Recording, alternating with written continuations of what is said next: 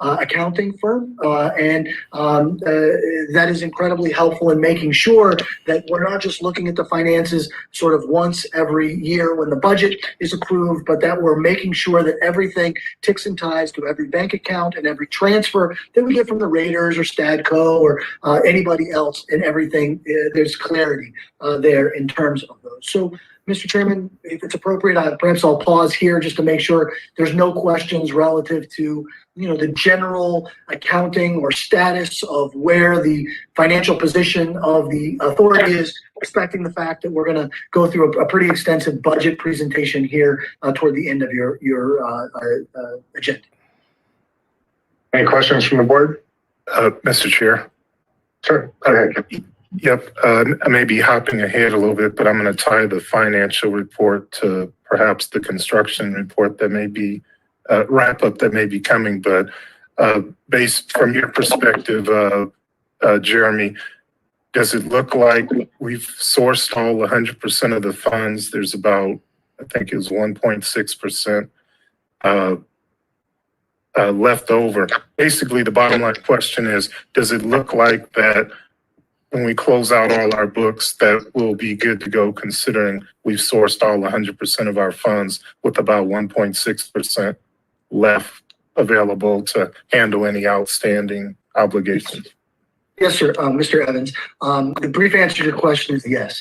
The Stadium Authority is meeting all of its obligations. The Raiders have met or exceeded, frankly, all of their expectations. The Stadium Authority has more than enough money in reserves to meet all of its outstanding obligations and transfer, as I mentioned before, money for additional debt service payments. And from an operating perspective, the Stadium Authority Board has a $2.2 million annual budget that's set forward and is using less than half of that. And so the excess money from the Stadium Authority Board's budget will also be transferred in to assist with the waterfall payments as we've historically provided it. I mean, all things being considered, Mr. Evans, I don't want to leave you with the impression that it's sort of roses and sunshine. We're still recovering from a pandemic, but considering where we were a year ago, the fact that the Stadium Authority Board is in the financial position that it is as we sit here in May of 2021, I feel very confident that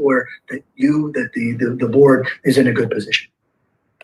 Thank you, and that's what I kind of wanted to verify for the record. So thank you very much. Jeremy, I think I'd say that it's, given where we could have been, it's remarkably sunny. To have come through the pandemic and end up in a reserve situation that is basically very close to the same as where we started, I think is pretty great. The Stadium Authority and the entire project is healthy. So, thank you, Mr. Chairman. With your permission, I'll head down into the other staff activities. Please. Okay. The 2020 waterfall. In February, staff and the county completed the 2020 waterfall distribution. This included $9 million that were deposited into the debt reserve account and $1.3 million that were deposited into the waterfall residual fund. Now, obviously, these were positive occurrences that were largely related to pre-pandemic operating activities. These funds were available because the waterfall distribution is based on actual cash receipts for room tax revenue, which has a 2-month lag between the accrual and the collection. Because of this lag, cash collections for FY 2020 spanned the months of May 2019 through April 2020, avoiding the heavily impacted months of May and June. So from a financial perspective, it worked out very well for the Stadium Authority. For FY 2021, the annual audit engagement has been put in place. The Stadium Authority has again engaged with accounting firm I. Bailey to perform the 2021 audit. The audit process will begin this summer, with the final audit presentation scheduled for the authority's meeting in November. One of the waterfall payments that is required is for any losses incurred as a result of the closure of Sam Boyd Stadium. I'd like to express my thanks to Mr. Newcomb and his team for working with Reuben Brown to essentially accumulate all of that information so that we have a solid baseline. Obviously, this year there's not going to be, or it's very unlikely that there will be funds to actually transfer in to that, but we've created the account, we've established the baseline. So when those funds are available, we have a reasonable baseline for which the calculations can take place. Stephanie Sand and Jessica Holmes, both with Reuben Brown, have indicated they are in the final stages of that data collection and working with UNLV, and will expect to have their initial report prepared before the Stadium Authority Board's July meeting. Mr. Chairman, at the Finances Board, one of the things that came out in the last couple of weeks that I think created a fair amount of excitement is the Raiders schedule that came out. And in addition to that, that created a number of inquiries relative to the Authority Community Suite that's out there. And so that has come up a great deal. Under the lease agreement with Stadco, Stadium Authority has access to a suite in Allegiant Stadium for Raiders games and selected other events. The suite access policy was approved by the board a while back for the use of suites for bona fide community purposes, which includes use by economic development organizations and community groups as defined by the policy. The policy actually has 4 groups that are identified. One, as I mentioned, economic development groups. Number 2 is community support organizations. The third is community organizations that actually want to sell the tickets or suite for fundraising purposes. And then number 4, youth organizations who will have access to the community suite for preseason games and activities. Tickets will be distributed utilizing a public lottery drawing. To enter the drawing, interested groups and individuals must submit an application through the authority's website, lvstadiumauthority.com. Mr. Haynes has put it up here to show folks exactly how they can access that and get it. It will be available and it will go live on June 1st. Staff will review the applications to verify that they meet the requirements of the suite access policy. As part of this process, staff may request additional information or documentation to make sure that the organization meets the requirements as set forth by the Stadium Authority Board. The authority will begin accepting those applications, as I mentioned, on July 1st. The initial application period will end on Friday, July 9th, and staff will conduct a lottery drawing after the Stadium Authority Board meeting on July 15th. Staff will draw winners for the scheduled Raiders home games for the upcoming seasons, which will include 1 preseason game and 9 regular season games. A list of alternates will also be drawn that will be used if the suite becomes available for additional events, or if an organizational winner, for whatever reason, can't attend a scheduled game. We'll make sure that we have alternates and that they are also identified through the same public, transparent process outlined by the Stadium Authority Board. After the July drawing, applications will continue to be accepted for future drawings for games during the 2022 season if anything else comes up. But we want to make sure that we establish a comprehensive list. Again, Mr. Chairman, I don't know if it's appropriate to pause there, but if there's any questions about that policy, I'd imagine board members are also getting a question here or there relative to that as we are. So I want to make sure that if there's any questions, we try to answer them. Any questions from the board? Yeah, Mr. Chair, Jeremy, it's just Raiders games, remind me. I think you said that in your statement, but I'm trying to remember that. Yeah, Mr. Hornbuckle, the way that it works is that the Raiders have said absolutely the community suite will be available during all those Raiders games. Then there's events that are very high profile events where there's limited control, things like a Super Bowl or a national championship game that are outside of that. But then there's events that don't fall into one of those 2 major categories, where, to the extent available, the authority will also have access to a suite that can be utilized for community purposes. So I've had the opportunity to talk a number of times with the Raiders relative to this process, and as that schedule comes out, more information will become available on which of those events the authority suite will be available for, and then we will introduce those. Right now, we don't know, and I don't know that the Raiders will fully know until that schedule is kind of built out. There's no policy around it really then, right? In terms of, it's up to the promoter, up to the Raiders, up to AEG? How is it going to take the first concert, the July 24th concert? Is that suite available or not? It has not been identified as available at this time. No.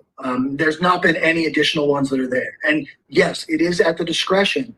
And I think it's all of those groups, Mr. Hornbuckle. You have so much more knowledge than I do about how those things function from an internal standpoint. But in the agreement, it essentially says that they will make the effort to make them available where they can. And so my understanding is that there are some that don't allow that to occur and other ones that do allow that to occur, and where it can occur, it will be available. But again, I'm happy to follow up with any specific questions if you have. No, just if it was in policy or not, or a pre-understanding that we did on the 750, but I understand. Thank you. You bet.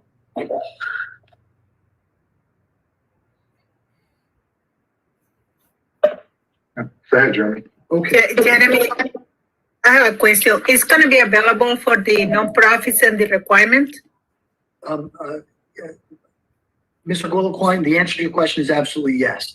They have to be a bona fide community organization. So in some cases, those are economic development agencies that are trying to promote our economy, increase access, those type of things, certainly have priority access to the suite. In addition to that, community-based organizations, 501c3s, the things that you and I would normally associate with community organizations will have access to that for those type of purposes. So that's exactly what the suite outlines, and we'll make sure to review each proposed application to make sure that they meet that specific requirement. Thank you. Mr. Chairman, with your permission, I will carry on. Please. Next on the list of the funding notice reconciliations, I am pleased to report that we have fully reconciled 34 funding notices that have been processed and paid. We're almost done with that process. And again, I want to extend my thanks to Clark County as the fiscal agent for making sure that all of our funding notice reconciliations are complete. And so we don't run into any issues from a bonding perspective or anything else along those lines. Finally, the notice of liens. Staff continues to monitor all of the status of liens that are filed. To date, every single lien has been bonded around or has been otherwise discharged. So there's no issues relative to that. Again, our outside counsel, including Angela Otto, helps us to make sure that all of that is properly accounted for, and we believe that it is. Finally, Mr. Chairman, under my staff report are the end of the virtual meetings. As you mentioned at the outset, we're getting to the other side of the pandemic. The governor's directive that permitted virtual meetings expires at the end of May. So the plan of the Stadium Authority Board to return to in-person meetings going forward, respecting the fact that there could be some meetings that could occur as they sort of had as people call in or something along those lines. The next scheduled meeting is July 15th at the county chambers. Staff will coordinate or is already coordinating with the county to make sure that we meet all or any requirements that the county may have in terms of that transition. With that, Mr. Chairman, that is my update thus far in terms of, not my update thus far, that's my update for what's occurred over the last couple of months from a Stadium Authority operating perspective. Again, if there's any additional questions, I'm happy to answer them.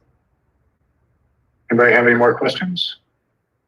Mr. Chair, not a question, but more so a positive comment. Thank you very much, Jeremy, to you, Brian, and your staff. And yes, I concur with our chair. It's good to know we're in this healthy situation despite what we've been through. Great way to start the operational phase of Allegiant Stadium. So thanks again. Great. Okay, agenda item 7, Jeremy, maybe Ken on the community benefits plan. Thank you, Mr. Chairman. Perhaps the best way to set this up, Mr. Chairman, is to just recap a meeting that we had recently with the folks that are working on the community benefits plan for ASM and the Raiders and sort of the whole group there. For Allegiant Stadium is probably a better way to say it. As along with the chairman of the community benefits board, Mr. Evans, we had a meeting, and that meeting was very positive, and the best I can say is that they are picking up exactly where Morrison McCarthy left off relative to the community benefits plan. A commitment not only to the metrics, but to the spirit of the community benefit plan and ensuring that it goes above and beyond even the expectations of the letter of what was required in the agreement. And again, I think I can speak for Mr. Evans and myself that meeting was great and left us with a very positive feeling about where things were being picked up and how they were going to roll out. With that, Mr. Chairman, I'd like to introduce Numia Duncan Reed. She's the Director of Human Resources and Community Affairs at Allegiant Stadium. She was one of the folks that was participated in that meeting. She's going to provide a brief update relative to ASM Global's ongoing efforts regarding the community benefits plan. Mr. Chairman, I'd also like to just reference that within your packets, there's some information that was provided by them, some background information about the people that are involved and what they're doing. Obviously, we're working hard to develop a sort of more consistent reporting in terms of how that will ultimately look, that we have every intention of bringing back to the Stadium Authority Board. But I'll turn it over to Mia to talk about exactly where things are and how we're heading overall with your permission, Mr. Chairman. Welcome, please go ahead. Thank you, Jeremy, for that warm introduction. Can everyone hear me okay? We can. Awesome. Thank you. Again, my name is Numia Duncan Reed, and I'm the Director of Human Resources and Community Affairs with ASM Global at Allegiant Stadium. ASM Global is the master operator at Allegiant Stadium. We're responsible for overseeing all operations as it relates to facility management. As we have transitioned from the construction phase to the operation phase, the goal of our memorandum is to highlight at this stage how we are strategically building critical infrastructure for our community-focused programs that will sustain 30 years of opportunity within Allegiant Stadium, specifically in the areas of supplier diversity, community engagement, workforce diversity, and career development. Again, I'd like to thank the board for the opportunity for us to share additional insight and to provide meaningful context to the action items outlined in our memorandum that was shared with the background material. Community engagement is deeply embedded within our company culture as we fully embrace our social responsibility to serve the Las Vegas community in an impactful way. In conjunction with this responsibility, accountability on how ASM Global and stadium partners engage with the community is critical.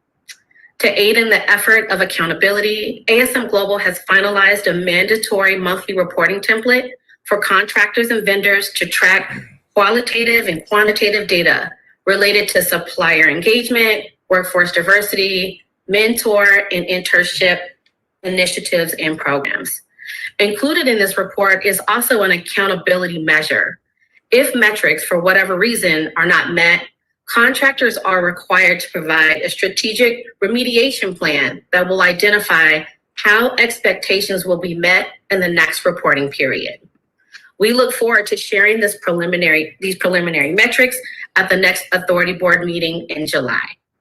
With that being said, I'd like to just highlight a few items outlined in the memo that was provided with today's background material of the CBP actions that have occurred since we last reported out in January. First, we'll start with supplier diversity. We define supplier diversity as our responsibility to strengthen the local, small, and minority-owned business community through procurement, recruitment, relationship building, and mentorship opportunities. We're committed to building and maintaining our internal repository of this demographic of small, local, and diverse businesses.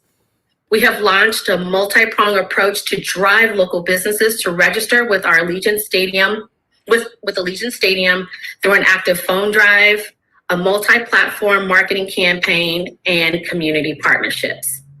Since January, we have contacted approximately 700 local businesses, and our business registration portal within our repository has increased 24%. This initiative is incredibly important as our department heads are required to use our repository to specifically identify WIMBY, local, and small suppliers that can meet our procurement needs. I'm also excited to highlight the success of our first supplier engagement event. It was called the Gridiron Pitch. This event took place on March 11th and 12th. It was specifically designed for Allegiant Stadium and partners to engage directly with local small and diverse businesses for procurement and mentorship opportunities. A disgrace. We strategically matched approximately 30 businesses with department heads responsible for procurement. Business owners came on site, they pitched their services, their goods and capabilities for predetermined procurement needs. No respect for Black people. More than 30% of the participants in that event were engaged by our managers directly for post-event for contract consideration. They don't We are really excited about this metric. That economic situation. With COVID restrictions lifting, we look forward to scaling and expanding Gridiron Pitch as a cornerstone event at Allegiant Stadium. Thank you, Ms. Next, we want to talk Oliver, about community for your engagement. comments. Defined as our commitment to President, being that was an the last active and speaker. visible member of With the your Las hand up Vegas at the call community of and surrounding areas. Thank To you increase to members of visibility the of our public for ongoing joining us community and to our initiatives, public we're happy speakers. to We announce that appreciate we've your rolled out our community participation. page on the Allegiant Stadium At this website. time, I will entertain The a page will motion to highlight adjourn to closed community-focused session. initiatives for ASM Global and stadium partners. The site also has a communication channel for the public to That was contact the Fife and community Dial. affairs team Madam for Clerk, general please call the roll. inquiries. A motion In our to last adjourn into memo, closed we session moved announced by that we were in the Councilmember final Five, stage of seconded by selecting our Councilmember Gallo. community advisory Councilmember board. Five. The Allegiant Councilmember Stadium Gallo. Community Advisory Board, Councilmember also known as Cole. the CAB, is a volunteer body formed Aye. to assist and assure Vice Mayor Allegiant Kaplan. Stadium and its partners deliver Councilmember programs Reed. and initiatives that will help to Councilmember improve Taylor. and positively impact the lives of disadvantaged youth in Las Vegas. I'm excited to announce that board members have Pro been Tem selected Cal. and are comprised of community leaders that President have Glass. demonstrated commitment and passion for the Las Vegas community. Full bios Aye. of our advisory board have been And the distributed to motion the to Stadium adjourn into Authority closed Board session passes and with are a vote of attached to 8 today's ayes. meeting materials. Thank you. But if you could just give me a And few we'll minutes, I adjourn want to into do a closed quick session high-level introduction of our CAB. And manage First, our I'd like to introduce attendee Maisha list. Boyce.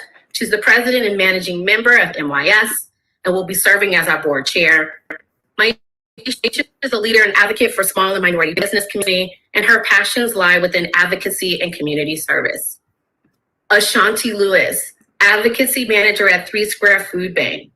Ms. Lewis's strengths are in government affairs and public policy. Her passions lie with childhood nutrition and senior hunger. Evan Louie, he currently sits on 8 different boards and is an active member of the Las Vegas community. His passions lie in education. Dr. Lisa Morris-Hibler, the Chief Community Services Officer for the City of Las Vegas. She's been serving the Las Vegas community for over 14 years in a multitude of ways. Her passions lie in mentoring, workforce development, and education. Jeff Saling, co-founder and executive director of Startup Nevada. Mr. Saling is well-versed in the entrepreneurial and startup sector and has a passion for mentoring and educating the next generation of entrepreneurial skills. Last but not least is Terrence Thornton. He's the executive director of Special Olympics Nevada. Terrence has worked in the nonprofit sector for over 20 years, and his passions lie in equal opportunity and education. We're excited for our CAB. We are looking to do really great things. Next is workforce diversity. This is our commitment to maximizing employment opportunities and to promote advancement of women and minorities in today's workforce.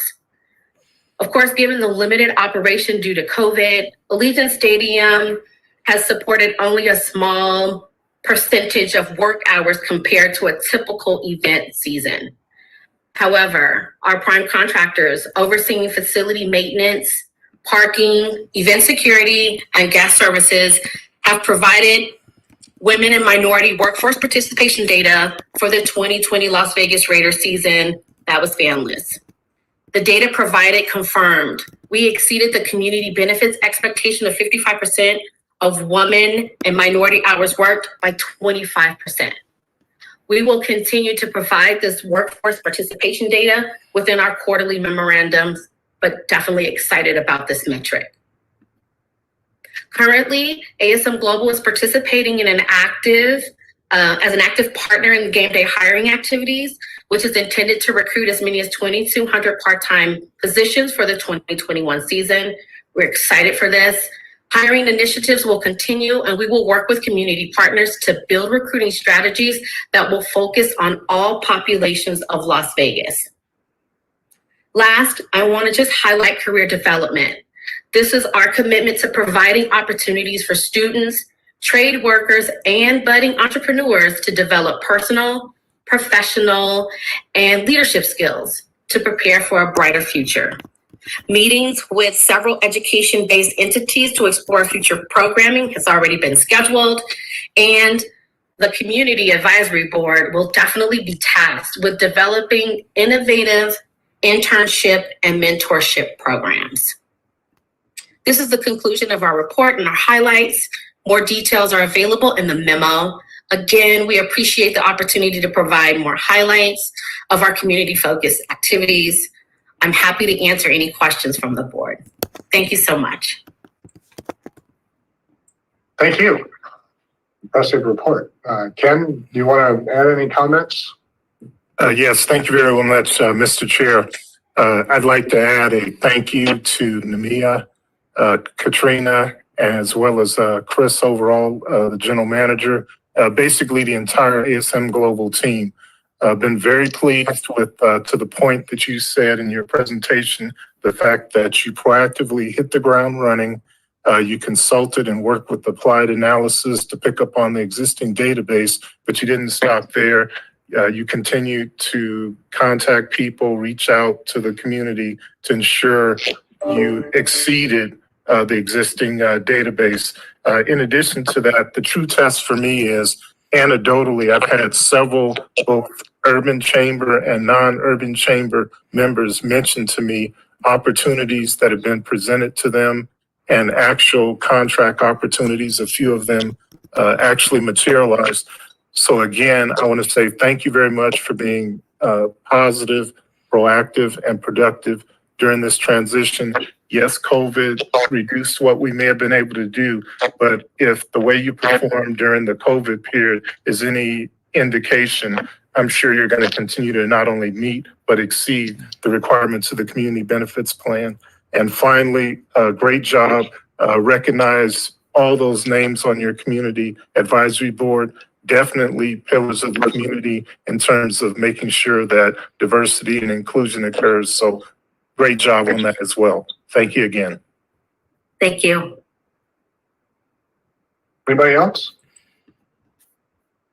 Well, thanks for your work and thanks for being with us today. We appreciate it.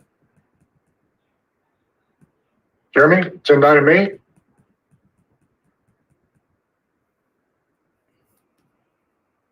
You're on mute, Jeremy.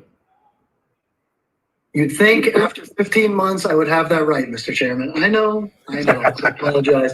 Agenda item number 8 is to receive a report from the Las Vegas Stadium Events Company on event activities at Allegiant Stadium in the fourth quarter of 2020. Mr. Chairman, this is a requirement of the stadium operating agreement, but I think as we're probably all well aware, the number of events that could occur in the fourth quarter of 2020 were very limited in terms of that. In addition to that, we've had the opportunity to work with the Raiders as well as the folks at Allegiant Stadium to craft what that report will ultimately look like. Just to be clear, what's required here is that in section 4.7A of the lease agreement, STADCO is required to provide data and other information relative to the activities that take place at Allegiant Stadium. This data shall include information specific to the number of events held in, on, or about the premises, event attendance segmented by event, and stadium employment, as well as other measures of performance of STADCO that the authority deems necessary to ensure the operation of the premises complies with the Act and this agreement, or the agreement and as Senate Bill 1, the law. I can tell you, Mr. Chairman, that the Raiders are, as well as the folks at Allegiant Stadium, are working diligently to this. We would ask that we table this until we have a little bit more information to actually provide, and that can provide a guide in terms of what will actually be included in a report. So with the permission of the board, we wanted to make sure it was on your agenda to let everyone know we're working diligently to get this done. However, an actual report will probably be more appropriate at your July meeting as opposed to this one. Yeah, we do not need a report on sanitation efforts in the stadium in the fourth quarter. So we're good. Thank you. Agenda item 9. Thank you, Mr. Chairman. Agenda item 9 is to receive a report from Las Vegas Stadium Events Company about how the utility of the Allegiant Stadium has been maximized during the past year and its plan to maximize the utility of the stadium going forward. Mr. Chairman, members of the board, you'll recall when we were going through the original negotiating process of the documents, one of the things that was included was this concept that every effort would be made to try and maximize the utility of the stadium, or at least reasonable efforts, I should say, would be made to maximize the utility of the stadium as a result of the fact that it is the people that utilize the stadium and ultimately occupy hotel rooms that is really a key component of the economic benefit of why the community made such a substantial contribution in this community asset. More specifically, per section 4.7B of the lease agreement, Statco agrees that it will provide a good faith effort and undertake commercially reasonable best practices to maximize the utility of the stadium. Once each year, Statco shall provide the Stadium Authority Board at a public meeting an overview of how the utility of the stadium has been maximized during the past year and its plan to maximize the utility of the stadium going forward. To the extent necessary and appropriate, Statco agrees to consider the authority's input in developing any strategy Statco deems appropriate to provide to improve performance or otherwise increase the utility of the stadium to the benefit of both parties. Mr. Chairman, Mr. Chris Wright is here, the general manager of Allegiant Stadium, to provide this year's report relative to that. Again, always with the asterisk of sort of where we are in sort of world and community events. But we certainly asked, again, as this is a requirement of the agreement, we asked Mr. Wright if he would be here today, and he agreed to do that. So with your permission, Mr. Chairman, I'd like to turn it over to Chris. Absolutely. Can you hear me? We can, Chris. Thanks. Sorry, I got a little bit of echo there. Good afternoon. With respect to maximizing utility of the stadium, we're working vigorously to manage our calendar of events in such a way as to maximize every opportunity to bring entertainment and sports and entertainment to town.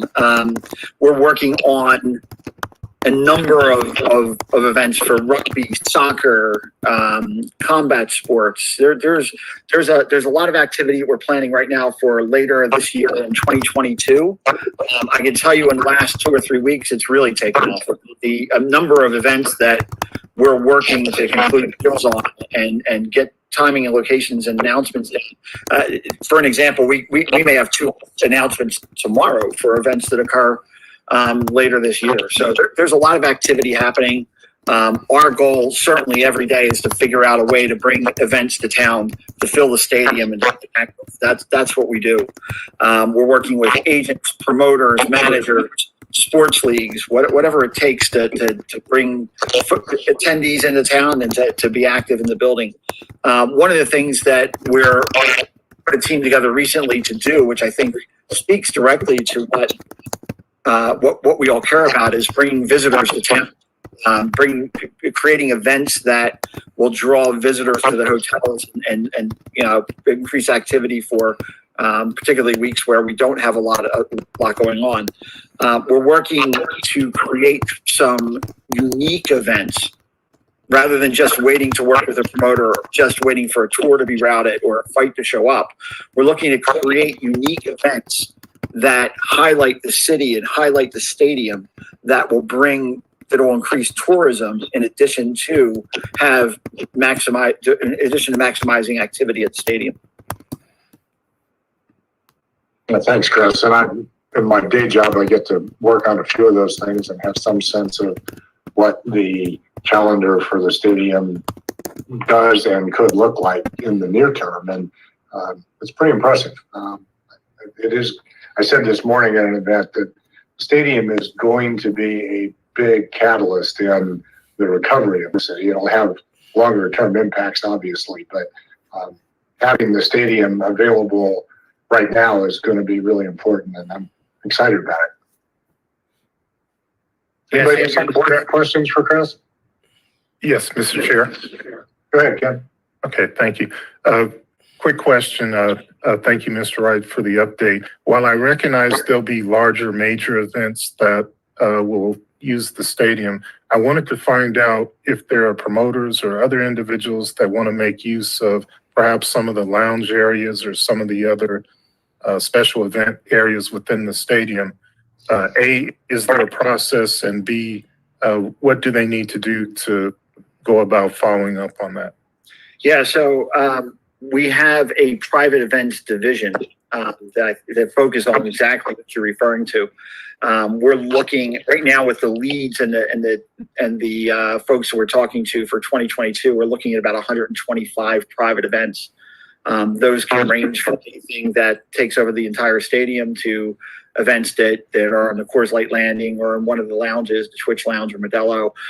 So we're actively booking every aspect of the stadium, different lounges and spaces in the stadium, at the same time that we're balancing these larger events that we're working on and how we're going to have those, coordinate in a certain way. And frankly, for a lot of our larger events where we've got 4 or 5 load-in days, we're working with those shows, those events, that we can have concurrent lounge events while those load-ins are happening. So that's just part of the way that we're working with some of the shows that are coming in to make sure we're doing as many of those events as possible. And I'll just add that the Raiders have been completely willing to allow the stadium to be used for a number of different types of community events over the past year, even when they were not revenue generators for them. Some of them have happened, some of them have not, but they have universally been open to allowing the stadium to help, frankly, during the pandemic period. So we certainly appreciate that. Anybody else? Well, thanks for that, Chris. Appreciate it. Thank you. Agenda item 10, Jeremy. Thank you, Mr. Chairman. Agenda item number 10 is that each year the Stadium Authority Board is to receive an external audit of STADCO. Per section 14.2 of the lease agreement, an independent auditor retained by STADCO shall deliver to the Stadium Authority a summary report stating that an independent auditor has reviewed the consolidated and consolidating financial position of STADCO without a going concern or any type of qualification that would be outside the scope of the audit. The report of the independent auditor shall also state that such financial statements fairly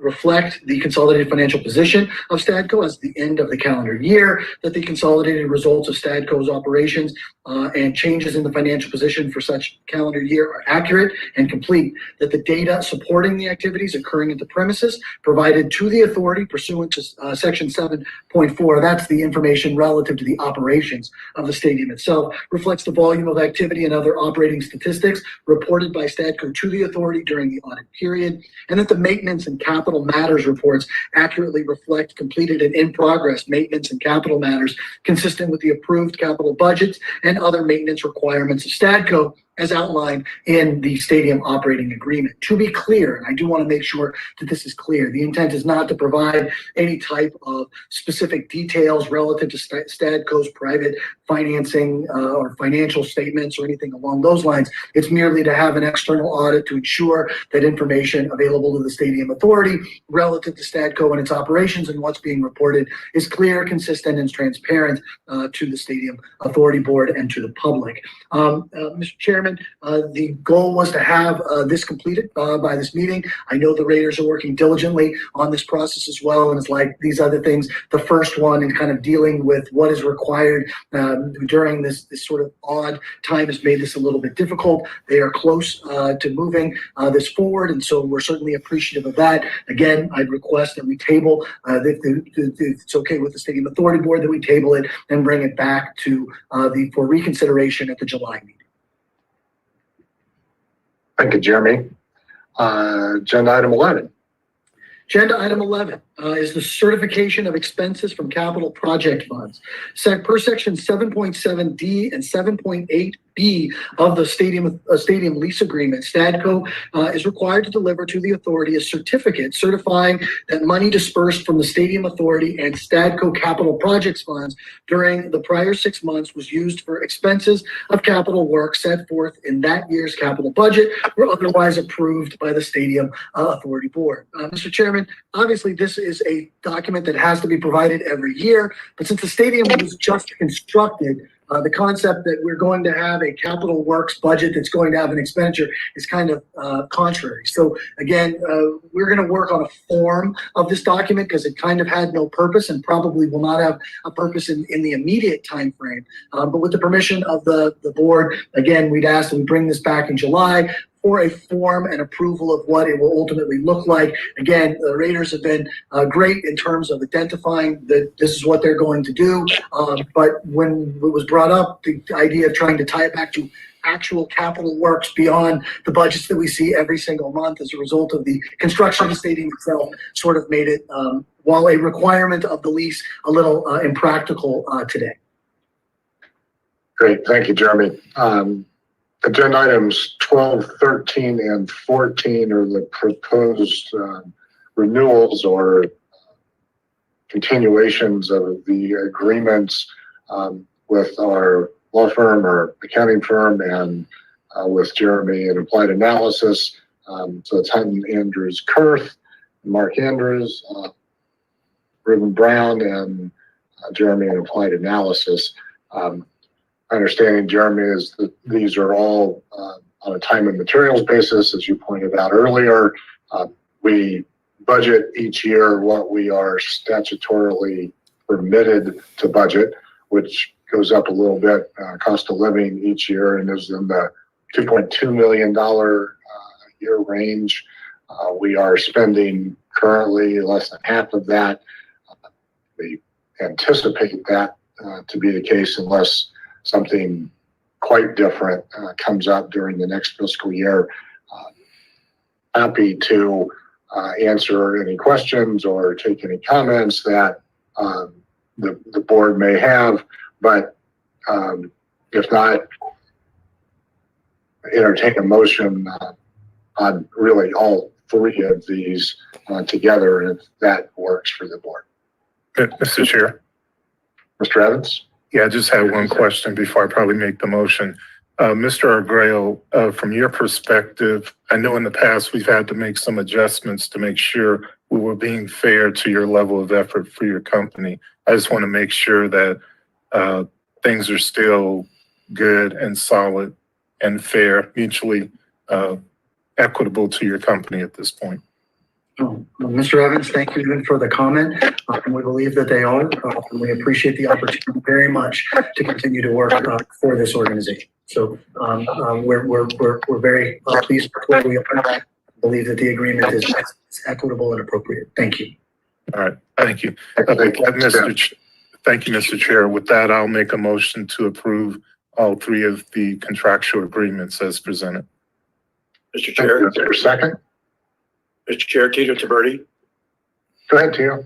I want to second the motion, but I also want to compliment Jeremy and the whole team. I think been around this town a long time. This is a major project with a lot of hurdles. Whoever heard of this pandemic? And it's just been a great team. If it ain't broke, don't fix it. I mean, if it ain't broke, don't fix it, whatever. I think it's just go forward with a great team. I would second that motion. Thank you. Thank you, Tito. I'll second that comment. And I do realize that I made Mr. Arnold a founding partner in the firm when I called him Mr. Andrews. I was looking at Andrews there, but Mark, we do know your last name, and I know your last name, and appreciate you being here today, and appreciate your work as well as those folks from Reuben Brown. So we have a motion and a second. Any further discussion? All in favor, please say aye. Aye. Aye. That passes. Thank you. We are going to table agenda items 15, 16, and 17 until July. We've had a little bit of conversation with the county, and they have requested that we do that. So there's no timing issue there. So those will be pushed to our July meeting.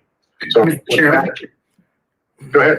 My apologies for interrupting you. The county asked that we just to make sure that we're meeting the required process, that I read the agenda items that are being postponed into the record. And just, you already noted that there's a clerical issue that sort of requires that they requires some adjustment from the county folks. And so if it's okay with you, I just, to meet the requirements as they've requested from us, mind if I read those into the agenda and just sort of make it clear why they're being tabled? I don't mind enough to say no. Okay, I promise I'll make it brief just to make sure that we do that. To review and the revised fiscal year 2021 transfer reconciliation schedule and authorize the listed transfer amounts for various stadium authority funds is agenda item number 15. This concept is really just a consolidating statement, and it relates to item 16, the review and potential adopt and authorize the chairman to sign a resolution to augment the fiscal year Stadium Authority Fund 2960 budget. This is an action item. And then 17 is to review and potentially adopt and authorize the chairman to sign a resolution to augment the fiscal year 2021 Stadium Authority Waterfall Residual Fund budget for possible action. And the clerical error that's there is simply a relationship between what's on the cover memo and what's included in the document. And we just want to make sure that we have all of that completely ticked and tied with the county before putting those on. So that will bring those back to you at your July meeting. And again, appreciate your indulgence with it today. Yeah, thank you, Jeremy. I appreciate it. And agenda item 18. Agenda item number 18, to review and potentially approve and adopt and authorize the chairman to sign a resolution establishing the Stadium Authority UNLV Contributions Fund. This is Fund 2966, and it's for possible action. Mr. Chairman, members of the Stadium Authority Board, you'll recall that the Stadium Authority has a number of accounts. One of those is the Waterfall account, and there is a transfer of funds within that Waterfall account that ultimately goes to UNLV for contributions to offset some of the costs that they incur as a result of the closure of Sam Boyd Stadium. This is nothing else other than a administrative item to create that specific account, and in creating that specific account allows us to make that transfers that are necessary. Great. Any questions on that? If not, I'd entertain a motion. So moved. And a second. Ken Evans, second. We have a motion and a second. Any further conversation?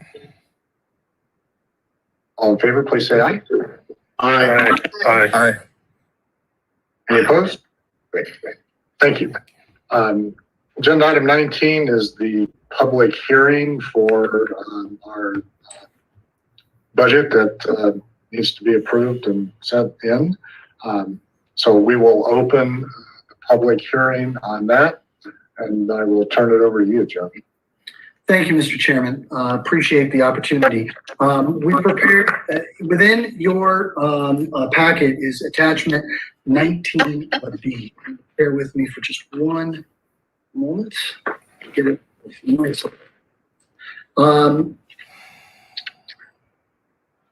With you opening the public hearing on the fiscal 2020 budget, Mr. Chairman, I believe that we need to take public comment on the budget as an outset at the front end of this conversation. So I think we probably need to start there.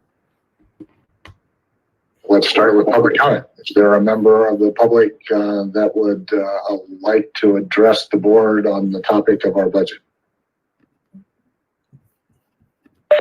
Yes. Representative Abraham is in the queue and would like to speak. Oh, thank you. Go ahead. Thank you. Just a piece of advice that really does apply to your budget, but it has to do with community access to your suites. In Oakland, what we did was we had a blanket. The appropriate time for that comment will be in just several minutes at the end of our agenda. This hearing is specifically on the budget itself. Yes, sir.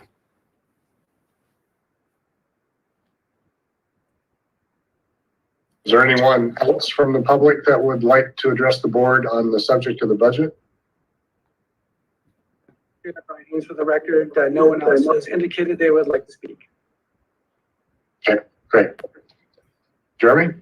Thank you, Mr. Chairman. A couple of things that I'd like to bring to the board's attention and bring to the public's attention. I think Brian Haynes will also be putting some of this up on the screen just to make sure that it's clear specifically what I'm referencing. I'd like to first tab 19A or attachment 19A, page 1.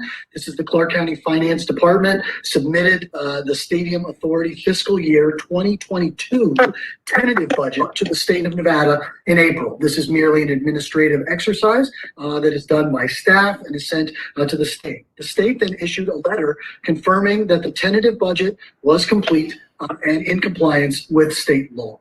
So that has been provided. I'd like to just walk through for a moment.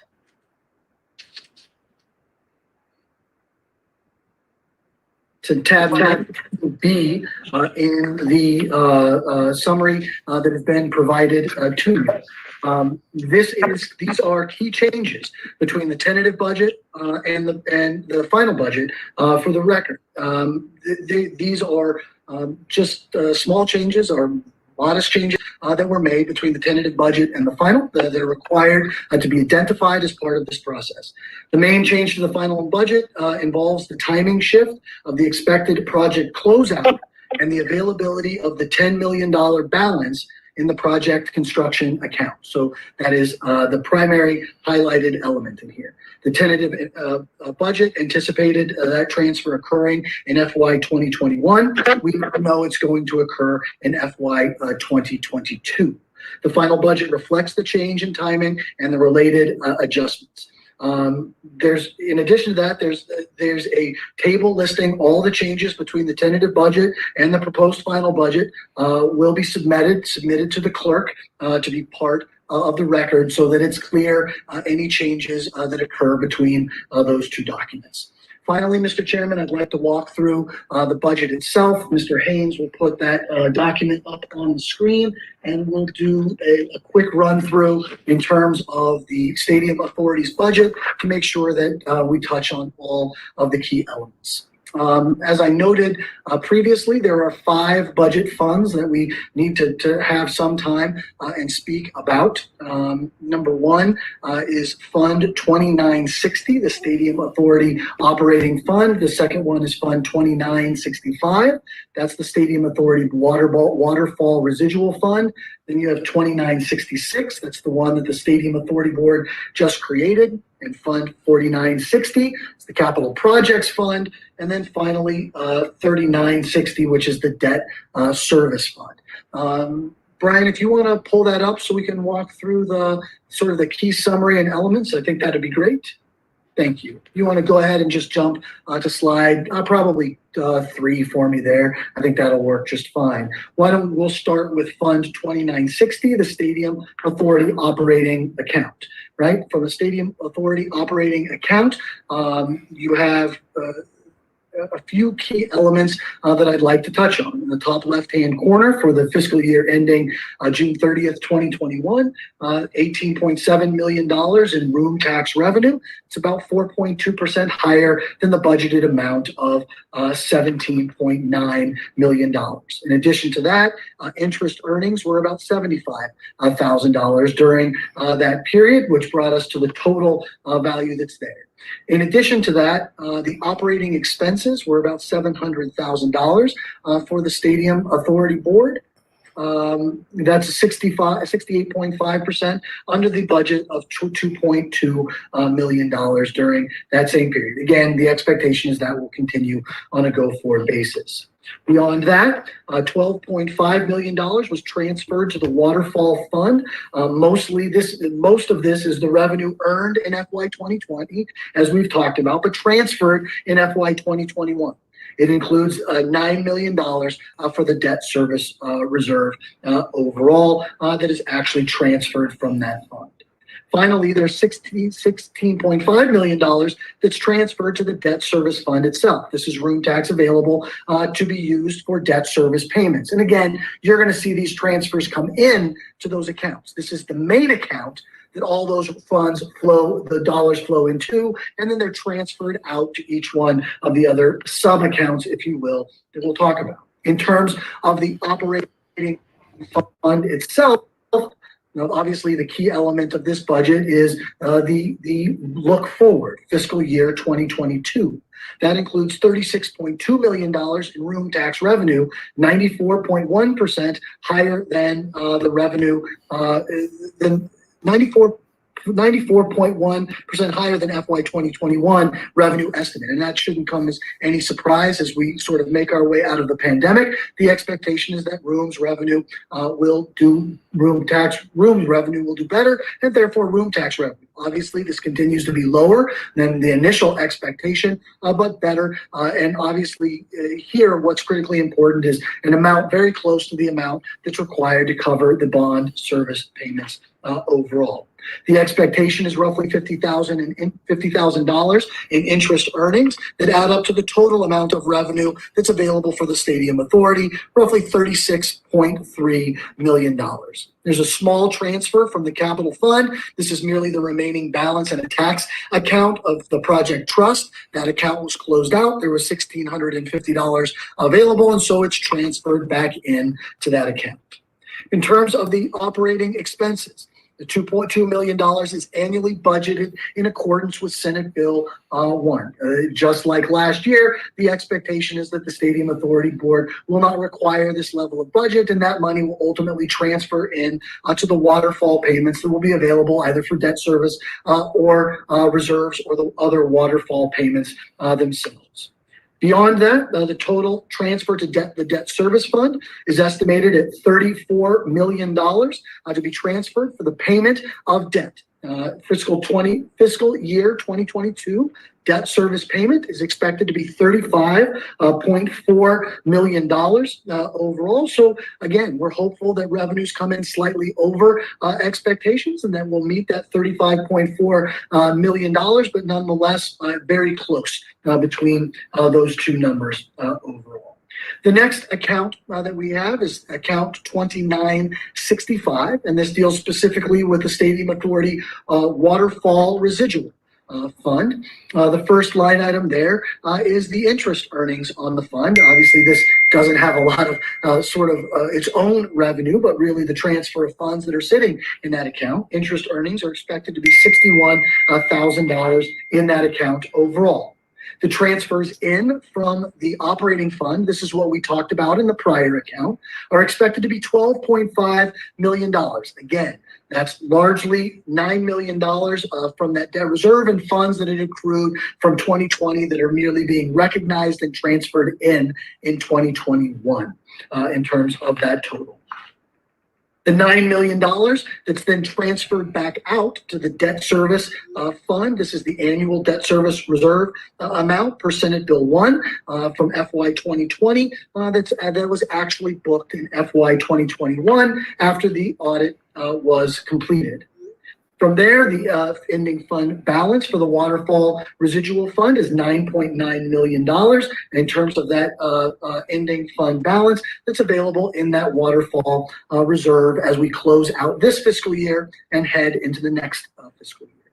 The Waterfall Residual Fund for this fiscal year, for fiscal 2022, includes an expectation of interest earnings of about $25,000, and that's pretty much it that occurs in that account. We don't expect to have additional funds that have to flow into that account.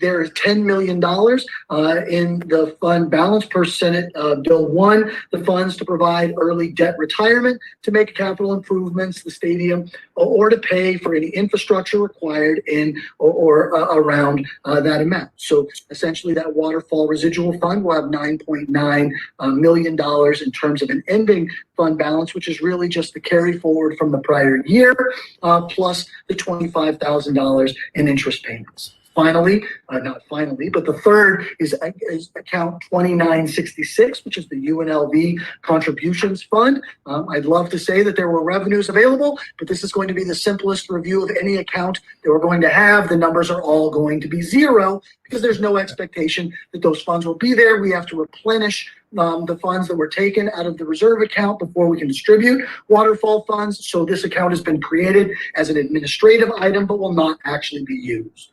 Then we have Fund 2960 that is included on the account. 2960 is the Capital Projects Fund. This is the fund that gets a little bit complicated, and it's not complicated. It's complicated because of governmental accounting. It's not complicated as a practical matter.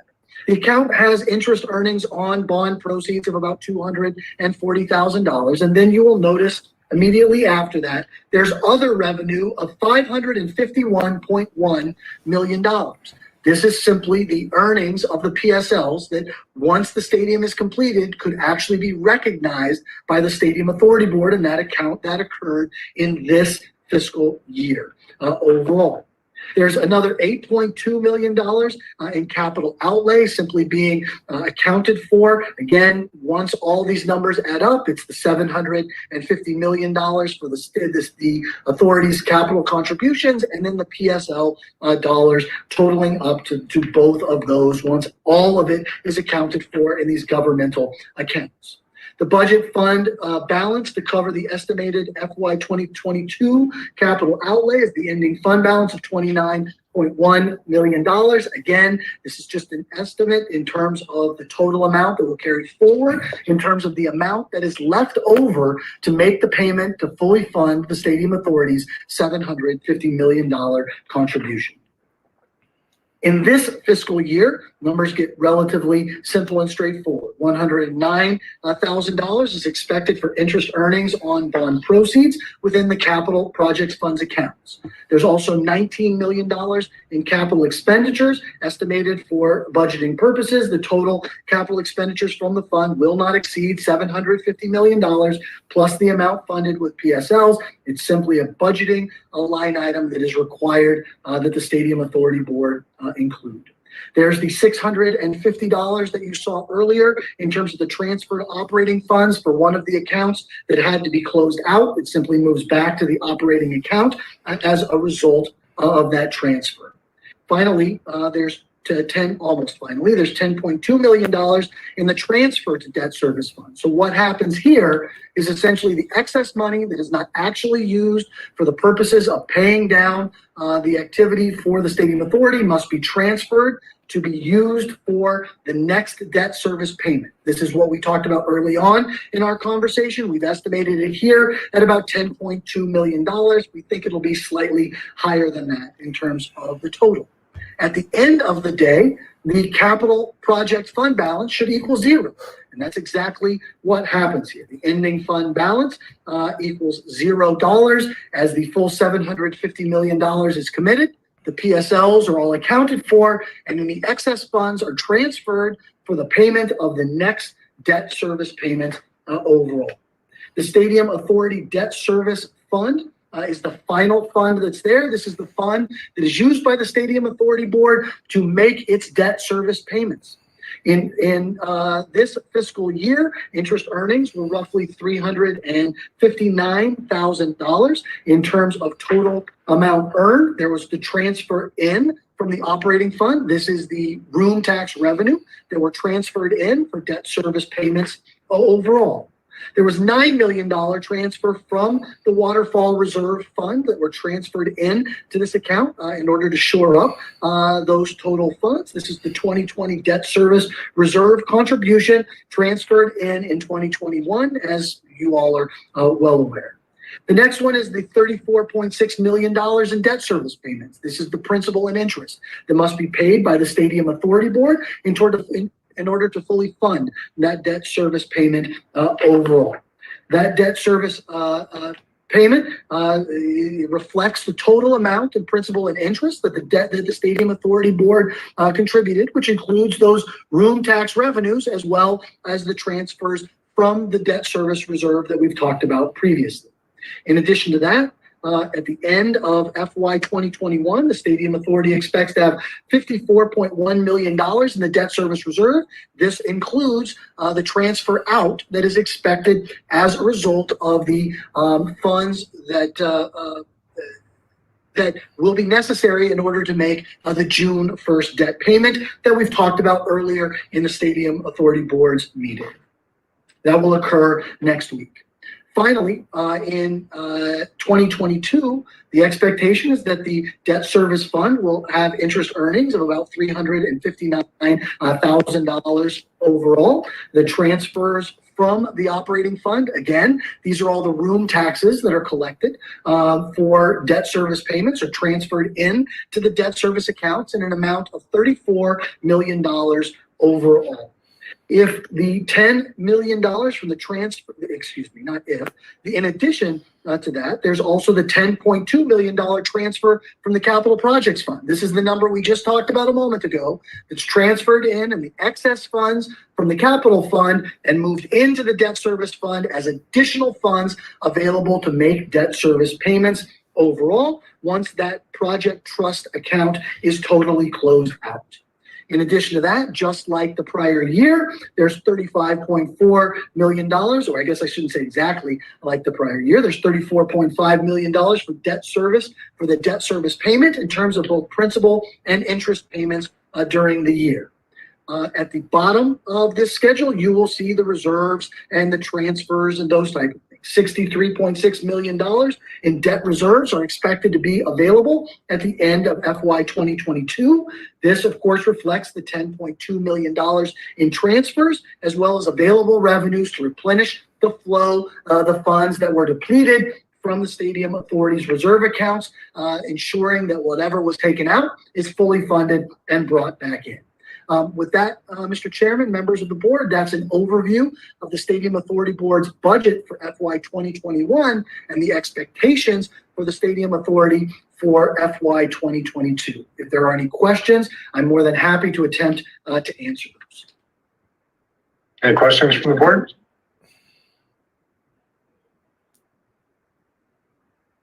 Nicely done, Jeremy. Thank you, sir. When you said extensive earlier in the meeting, it made me nervous, but that wasn't so bad. So. It's like, oh God.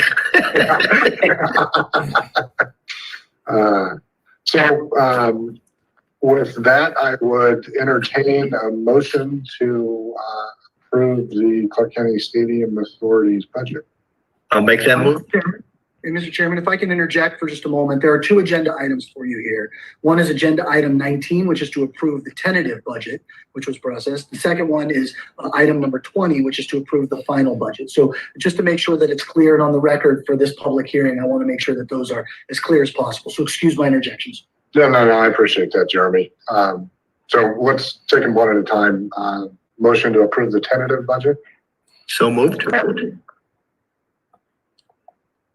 And a second. Second. For motion and a second, all in favor, please say aye. Aye. Aye. Aye. Thank you. And then agenda item 20 is the permanent budget. So I would entertain a motion to approve our permanent budget. So moved again. And I'll second again. Thank you. We have a motion and a second to approve the final budget. All in favor, please say aye. Aye. Aye.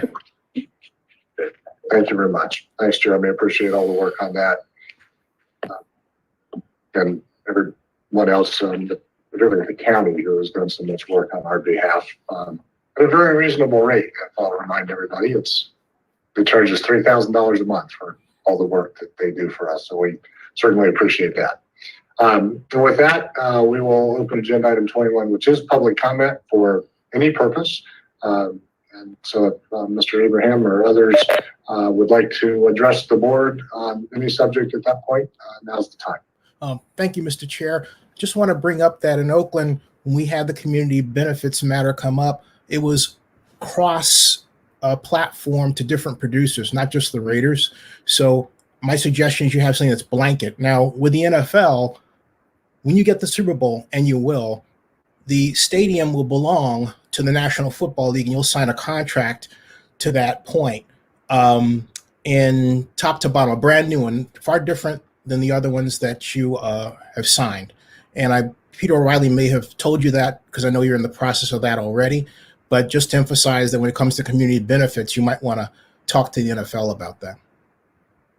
The reason why I know so much of that is I'm the only person to actually have produced a bid to form the Super Bowl in Oakland in its history now. We came with 8 votes of it.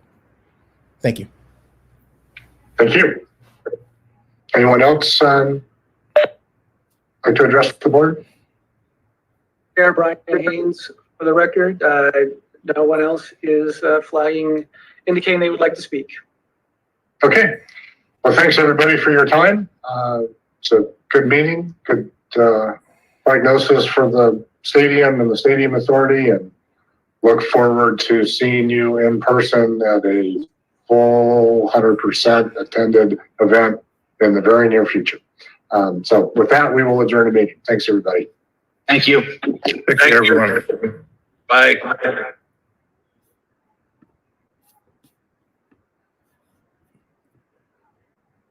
Well, folks, that is the Stadium Authority meeting. It is done.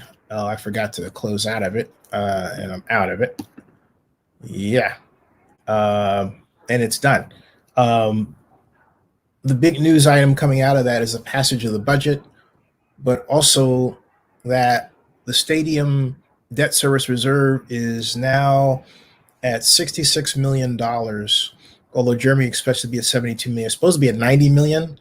But there's both good news and bad news within that. The good news is that the debt service reserve still exists, but being jocular. But the other good news is that where it was at 56 million 2 fiscal years before, now it's higher, it's greater because of an unexpected source of money. Now the question is, where did that source come from? I don't know. Maybe they tapped into PP funds. Maybe did this, whatever. I don't know. But they got that. So there you go. I'm still keeping up with this matter because it has to do with the Raiders that were in Oakland. And so technically it's still an Oakland issue. All right. But also all that aside, it's stadium financing, a subject which I love and have some experience in. All right. Subscribe to Zenny62 and bookmark oaklandnewsnow.com. That ends this broadcast.